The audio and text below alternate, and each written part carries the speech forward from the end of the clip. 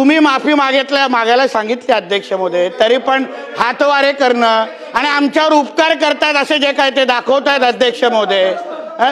उद्या काय हे लोकांना कोणाच्या त्या औरंगजेबाला खुश करण्यासाठी, त्या टिप्याला खुश करण्यासाठी हे कार्यक्रम करतायत का? मग अध्यक्ष महोदय आपल्याला मी विनंती करतो अध्यक्ष महोदय, यांना पहिलं निलंबन करा अध्यक्ष महोदय इथून. नाहीतर अध्यक्ष महोदय उद्या हे काही बोलत जातील आणि इथे काय छत्रपती शिवाजी महाराजांबद्दल बोललेत अध्यक्ष महोदय, हे कोण लहान सहान व्यक्तीबद्दल नाही बोललेत आणि तरी पण यांचे हातवारे बघा, फोनवर बोलतायत.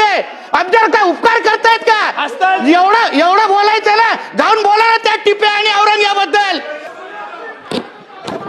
एक लक्षात घ्या, या सभागृहात एखाद्या विषयावरती मी निर्देश दिल्यानंतर, त्या निर्देशाचं पालन झाल्यानंतर त्यांनी दिलगिरी व्यक्त केलेली आहे, त्यांनी सभागृहाची माफी मागितलेली आहे, त्यांनी म्हटलेलं जे आहे ते मी रेकॉर्डवरनं काढून टाकलेलं आहे.